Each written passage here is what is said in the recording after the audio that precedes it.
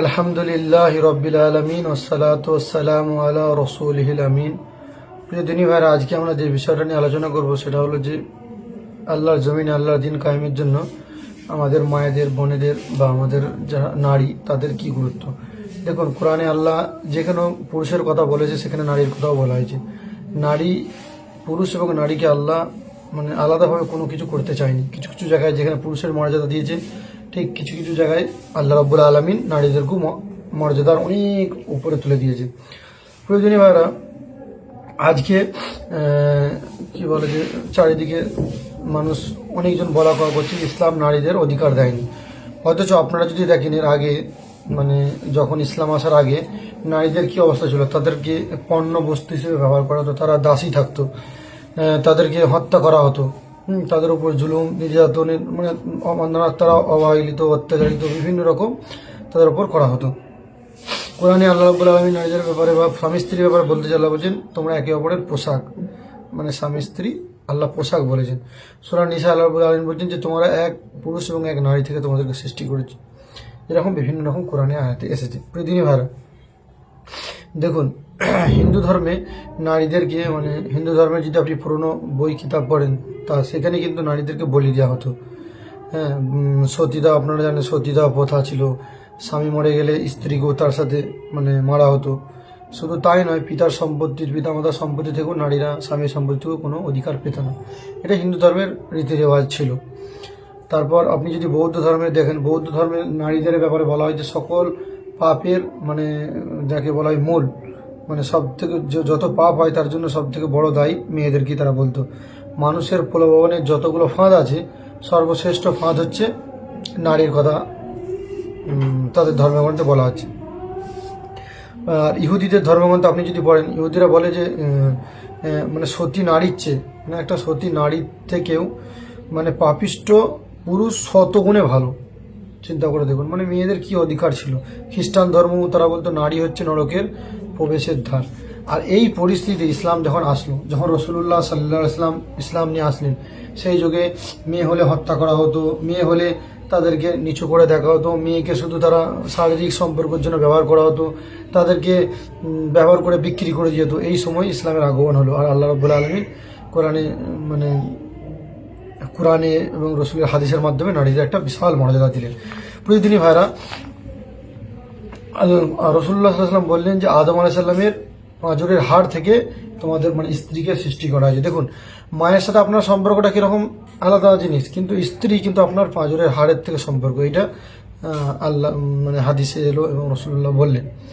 তো আমরা যদি দেখুন, নারীদের তিনটে দিক আমরা আলোচনা করতে পারি। প্রথম হচ্ছে নারীদের শৈশব, যখন তারা শিশু, তো সেই সময় ইসলাম তাদেরকে কি অধিকার দিয়েছে। দেখুন, রাসূলুল্লাহ সাল্লাল্লাহু আলাইহি ওয়াসাল্লাম বলতেন যে যাদের, আল্লাহ কোরআনে বলছেন যে আমি কাউকে কন্যা সন্তান দিই এবং আমি কাউকে পুত্র সন্তান দিই। এটা আল্লাহ রাব্বুল আলামিন কোরআনে বলেছেন। তো এর ব্যাখ্যায় মুফাসসিরগণ বলছেন যে আল্লাহ প্রথমে বললেন যে আমি কাউকে কন্যা সন্তান দিই। তো এর ব্যাখ্যা হচ্ছে যে যাদের স্বামী স্ত্রীর সম্পর্কের মধ্যে প্রথম সন্তান হচ্ছে কন্যা সন্তান, তাদের সংসারটা হচ্ছে আরও রহমতপূর্ণ, ভালো। এটা মুফাসসিরগণ বলেছেন।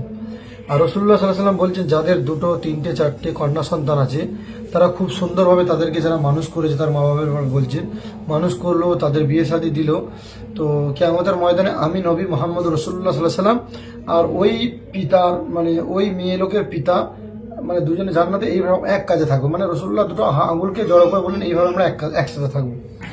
তো কত গুরুত্ব। তারপর আল্লাহ রাসূল বললেন তোমরা যখন বাইরে যাও, তোমরা যখন বাইরে থেকে আসো, তখন তাদের জন্য উপহার নিয়ে আসো। আল্লাহ রাসূল বললেন যে তোমরা কখনো কন্যা সন্তানদেরকে, পিতাদেরকে গালি দেবে না, কারণ আমি নিজে কন্যা সন্তানের পিতা। রাসূলুল্লাহ পুত্র সন্তান যদি বা ছিল, তারা ইন্তেকাল হয়ে গেছিল, কিন্তু একবার রাসূলুল্লাহ সাল্লাল্লাহু আলাইহি ওয়াসাল্লাম তিনি দোয়া করেনি যে আল্লাহ আমার সব পুত্র সন্তান তো চলে গেল, আপনি আরও দিন। তিনি সন্তুষ্ট ছিলেন। তো কন্যা সন্তানের ব্যাপারে অনেক হাদিস আছে। আর আল্লাহ রাসূল সাল্লাল্লাহু আলাইহি ওয়াসাল্লাম কোরআনেও আপনি যদি দেখেন, কোরআনে একটা সূরা এসেছে যে বিআইয়ে জামিন কুতিলাত, তাদেরকে জিজ্ঞাসা করা হয়েছে তোমাদেরকে কী কারণে হত্যা করা হয়েছে। হাদিসেও আমরা জানি যে ওই যুগে তাদেরকে কন্যা সন্তানকে হত্যা করা হতো, তারা নিজেদেরকে খারাপ মনে করতো যাদের কন্যা সন্তান হতো। তো তখন থেকে ইসলাম তাদের মর্যাদা দিতে শুরু করলো। প্রিয় দিনী ভাড়া, এটাই মানে খুব বোঝার বিষয়। আরেকটা ব্যাপার হলো যে আমরা জানি যখন মেয়েরা মানে তারা যখন কুমারী হয় বা যখন মানে কি বলে যে তাদের বিয়ে হয়, বিয়ের সময় মেয়েদেরকে কি অধিকারটাই দিল, যেই যুগে মানে বিয়েটাকে মানে মেয়েদের বিয়ে কি তাদেরকে মানে পণ্য হিসেবে ব্যবহার করা হতো, তাদেরকে ফিজিক্যাল রিলেশনের সঙ্গে শুধু ব্যবহার করা হতো, তাদেরকে তাদের ইজ্জত থাকতো না, মান ইজ্জত থাকতো না। কিন্তু আল্লাহ বললেন যে তাদের বিবাহিত জীবনের ব্যাপারে যখন কথা এলো তখন বললেন যে তোমরা যখন কোনো মেয়েকে বিয়ে করো তাদেরকে মোহর দিও, অতু হন্না উজুরা হন্না ফরিদা, মানে তোমরা তাদেরকে মোহর দাও। মোহর দেওয়া হচ্ছে ফরজ একটা কাজ। তো তাদেরকে মোহর দাও। আর মোহরটা কী হিসেবে দেবে? এই 5 টাকা 10 টাকা 20 টাকা নয়, তোমার যোগ্য হিসেবে তাদেরকে মোহর দাও। মানে মেয়ের একটা মর্যাদা দিলেন। যে যুগে বিয়ে করাটা কি মানে মেয়ের বাপেরা মনে করতো খুব একটা যে কীভাবে আমাদের বিয়ে হবে, মানে মেয়েদের বিয়ে হবে, তাদেরকে লালন পালন করতো না, তাচ্ছিল্য অপমানিত হতো। সেই যুগে ইসলাম বললেন যে তুমি মেয়েকে মোহর দিয়ে বিয়ে করো। প্রিয় দিনী ভাড়া, মোহর দিয়ে বিয়ে করা হলো। হাদিসে এসেছে আল্লাহ রসুল সাল্লাল্লাহু আলাইহি ওয়াসাল্লাম বলছেন যে তোমাদের মধ্যে পুরুষদেরকে রসুল্লাহ বলছেন তোমাদের মধ্যে সর্বোত্তম হচ্ছে সেই ব্যক্তি যে তার স্ত্রীর কাছে ভালো, আর আমি মোহাম্মদ রসুল্লাহ সাল্লাল্লাহু আলাইহি সাল্লাম আমি আমার স্ত্রীর কাছে ভালো। তাহলে এ থেকে বোঝা যায় যে একটা মানুষ ভালো তখনই হতে পারে যদি তার স্ত্রী তাকে সার্টিফিকেট দেয় যে আমার স্বামী ভালো। তো তাহলে এখানে ইসলাম নারীকে কত মানে অগ্রাধিকার দিয়েছে। তো আমি বলতে চাইছি যে ইসলাম মানে কোনো অংশে নারীদেরকে ঠকায়নি। অনেকজন বলে যে ইসলাম নারীদেরকে ঠকিয়েছে, তাদেরকে পর্দায় রেখেছে, তাদেরকে এডুকেশন মানে শিক্ষার দিকে আগে বাড়াতে দেয়নি, তাদেরকে ছোট করা হয়েছে। এইগুলো হচ্ছে মানে ইসলামের নামে একটা অপমান। প্রতিদিনই ভাইরা আরেকটা ব্যাপার হচ্ছে যখন তাদের বিয়ে শাদী হয়ে গেল মেয়েদের, এবার তার বাপ মা তাদের সম্পত্তি থেকে যখন মানে অন্য ধর্মের আপনি যে দেখেন হিন্দু খ্রিস্টান আরও ধর্মের তাদের সম্পত্তি থেকে কোনো অধিকার থাকেনি, কিন্তু কোরআন আর ইসলাম কি বলেছে যে তোমার সম্পত্তির অংশ পাবে, কিছুটা কম পাবে। কারণ হচ্ছে সে যদি বিবাহের পর যদি তালাকশুদা হয়, হ্যাঁ জীবনে কোনো যদি কষ্ট হয় তা এই জন্যই তোমাকে একটু বেশি দেওয়া হয় তুমি পুরুষ, যাতে করে তুমি তার ভরণ পোষণ করো। সে তার পিতা মাতার সম্পত্তি থেকে পাবে, সে তার স্বামীর সম্পত্তি থেকে পাবে, সে তার ছেলের সম্পত্তি থেকে পাবে। তাহলে চিন্তা করে দেখুন ইসলাম কোন জায়গায় মেয়েদেরকে ঠকিয়েছে কি? কখনো ঠকায়নি। প্রিয়দিনী ভাইরা, যখন মেয়ে মা হয়ে গেল তাহলে তার মর্যাদা কত দিলেন চিন্তা করে দেখুন। রসুল্লাহকে সাল্লাল্লাহু আলাইহি সাল্লামকে প্রশ্ন করা হলো, ইয়া রসুল্লাহ আমি মানে কার আল্লাহ এবং আল্লাহ রসুলের পর আমি কার অনুগত্য করবো, কার বেশি সেবা করবো, হ্যাঁ কাকে বেশি ভালোবাসবো, কে আমার ভালোবাসা পাওয়ার যোগ্য? আল্লাহ রসুল বললেন তোমার মা। সাহাবা বলেন ইয়া রসুল্লাহ তারপর? বললেন তোমার মা। আবার জিজ্ঞাসা করলো তারপর? বলো তোমার মা। তাহলে মায়ের মানে অধিকার কত বেশি বাড়িয়ে দিল চিন্তা করে দেখুন। শুধু কি তাই, আল্লাহ রসুল সাল্লাল্লাহু আলাইহি সাল্লাম বললেন যে যারা জীবদ্দশায় তার পিতা মাতামহকে পেল এবং তাদের সেবা যত্ন করতে পারলো না, তারা আল্লাহ রসুল বলছেন সাল্লাল্লাহু আলাইহি সাল্লাম যে তারা ধ্বংস হোক। আর আমরা কোরআনও দেখি, কোরআনে মায়ের ব্যাপারে বলতে যে আল্লাহ বলছেন যে হামালাতু উম্মুহু ওয়াহানান আলা অফিসানিহি ফিয়ানাইনি আনিসকুরলি বিওয়ালিদাইকাল মাসির, মানে তোমার মা তোমাকে কষ্টের সাথে কষ্ট, ক্লান্তর সাথে ক্লান্ত তোমাকে পেটে ধারণ করেছে। মানে কোরআনে আল্লাহ মায়ের মর্যাদা কি দিয়েছে, হ্যাঁ ধারণ করেছে। অন্য সূরায় আল্লাহ বলছেন যে তোমার মা কত কষ্ট মানে তার পেটে তোমাকে রেখেছে। হ্যাঁ হাদিসে এসেছে রাসূলুল্লাহ সাল্লাল্লাহু আলাইহি ওয়াসাল্লাম বলছেন মা যখন পেটে সন্তানটাকে তার যখন কষ্ট হয়, সে রোজা রাখতে পারেনি, খেতে পারেনি ভালো করে, আল্লাহ তার মানে রোজা রাখার স্বভাব দেয়। সে যখন শুতে পারেনি, তার নফল ইবাদতের করার স্বভাব দেয়। মানে ইসলাম কত মর্যাদা দিয়েছে একটা মানে মেয়ে লোকের। প্রিয় দিনী ভাইরা, এখানে কিন্তু বুঝতে হবে। তো শেষ কথা যে বিষয়টা আমি বলবো সেটা হচ্ছে আল্লাহর জমিনে আল্লাহর দিন কায়েমের জন্য আমাদের মা বোনেদের অনেক কিন্তু অধিকার ছিল। সেই তো হয়তো আমরা জানিনি, যার কারণে আমরা বুঝিনি। প্রিয় দিনী ভাইরা, আপনি কি জানেন ইসলামের সর্বপ্রথম শহীদকে? সেটা হচ্ছে আমাদের মানে সুমাইয়া রাদিয়াল্লাহু তাআলা আনহা। মানে তিনি ইসলামের জন্য প্রথম জান দিয়েছিলেন, প্রথম রক্ত তিনার গেছিল, প্রথম ইসলাম গ্রহণ করলেন খাদিজাতুল কুবরা রাদিয়াল্লাহু তাআলা আনহা। তারপর আল্লাহ রাব্বুল আলামিন কোনো পুরুষ লোককে সালাম দেয়নি, শুধু খাদিজাতুল কুবরা রাদিয়াল্লাহু আনহা সালাম দিয়েছিল। এই কথাটা যখন খাদিজাতুল কুবরা রাদিয়াল্লাহু আনহার কাছে প্রকাশ করা হয় যে আল্লাহ রসুল বললেন যে খাদিজা তোমার জন্য একটা খোঁজখবরই, আল্লাহ তোমাকে সালাম দিয়েছে। এই কথাটা শুনে খাদিজার জন্য তিনি কেঁদে ফেললেন, বলেন আমি নারী হয়েছে জন্ম হয়েছি, এটা আমার সার্থক। তো তিনি এবং বললেন তোমাকে জিব্রাইলও সালাম করেছে। তো তিনি খুব খুশি হলেন। প্রিয় দিনী ভাইরা, আল্লাহ রব্বুল আলামিন নারীদেরকে অনেক অধিকারও দিয়েছেন এবং নারীরা ইসলামের জন্য অনেক কিছু করেছে। রসুল্লাহ যখন হেরা গুহায় ইবাদত করতেন তখন খাদিজাতুল কুবরা নুকিয়ে নুকিয়ে এসে ওনাকে খাবার দিয়ে যেতেন। তারপর যে যুগে রসুল্লাহকে মারতো, বাইরে বেরোলি লোক গালাগালি মার জোর করতো, দাওয়াতের কাজ পৌঁছাচ্ছিলেন, রসুল্লাহ খুব ব্যস্ত হয়ে যাচ্ছিলেন কিন্তু পাচ্ছিলেন না সেই যুগে, তখন ওই পরিস্থিতিতে যখন তিনি বাড়ি ফিরতেন খাদিজাতুল কুবরা বলতেন যে আপনি ভালো মানুষ, হ্যাঁ আপনাকে যে যাই বলুক আপনি তো ভালো, আপনি তো উত্তম মানুষ, তিনি সাপোর্ট করতেন। শুধু কি তাই, মেয়েদের অধিকার কি, যখন মেয়েরা সাহাবারা যুদ্ধ করতো মেয়েরা তার সাথে থেকে যুদ্ধে যারা আহত হতো তাদেরকে বয়ে নিয়ে এসে তাদের সেবা যত্ন করতো। মেয়েরা দাওয়াতের কাজ বন্ধ করেছে, মক্কার গলিতে গলিতে ঢুকে মেয়েরা তাদের দিনের দাওয়াতের কাজ করেছে। আর আপনারা জানেন হাদিসের সব থেকে বেশি হাদিস বর্ণনাকারী আবু হুরায়রা রাদিয়াল্লাহু আনহু, তারপর উম্মুল মুমিনিন মা আয়েশা রাদিয়াল্লাহু আনহা, তিনি হাদিস সব থেকে বেশি বর্ণনা করেছেন। তিনি কুরআনের হাফেজা ছিলেন, হাদিসের হাফেজা ছিলেন, তিনি ইসলাম শিক্ষা দিতেন। শুধু তারপর মানে ইসলামের বিভিন্ন দিক, যখন এই যে আমরা তায়াম্মুম করি ওইটু মা আয়েশা রাদিয়াল্লাহু আনহা একটা জিনিস হারিয়ে গেছিলো, তখন তিনি মানে ওযু জামাতের টাইম হয়ে গেলো, তখন আল্লাহ রাব্বুল আলামিন তায়াম্মুমের হুকুম দিলেন। প্রিয় দিনী ভাইরা, মেয়েদের অনেক অধিকার, তারা আল্লাহর দিন কায়েমে যেমন পুরুষরা ঠিক সেরকম মায়েরাও, আমাদের মায়েরাও, তারাও কিন্তু কাঁধে কাঁধ মিলিয়ে কাজ করেছেন।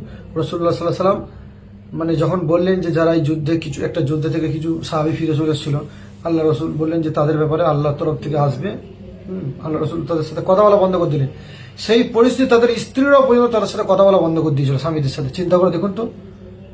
তো আল্লাহর জমিনে আল্লাহর দিন কায়েমের জন্য আমাদের মায়েদের বোনেদের বিশাল অভিযান ছিল। তারা দাওয়াতের কাজ করেছে, তারা যুদ্ধ করেছে, তারা কি বলে যে তাদের সন্তানকে আল্লাহর মানে দিনের জন্য তারা প্রস্তুত রেখেছিলেন। হাদিসে এসেছে একবার যুদ্ধ হচ্ছিল, সেই পরিস্থিতিতে একজন খবর পাওয়া গেল যে রাসূলুল্লাহ সাল্লাল্লাহু আলাইহি সাল্লামের মানে উনি শহীদ হয়ে গেছেন। একটা মেয়ে লোক ছুটে আসছে, বললেন, যখন ছুটে আসছে তাকে একজন বললেন যে আপনি কেন আসছেন, আপনার স্বামী তো ইন্তেকাল হয়ে গেছে।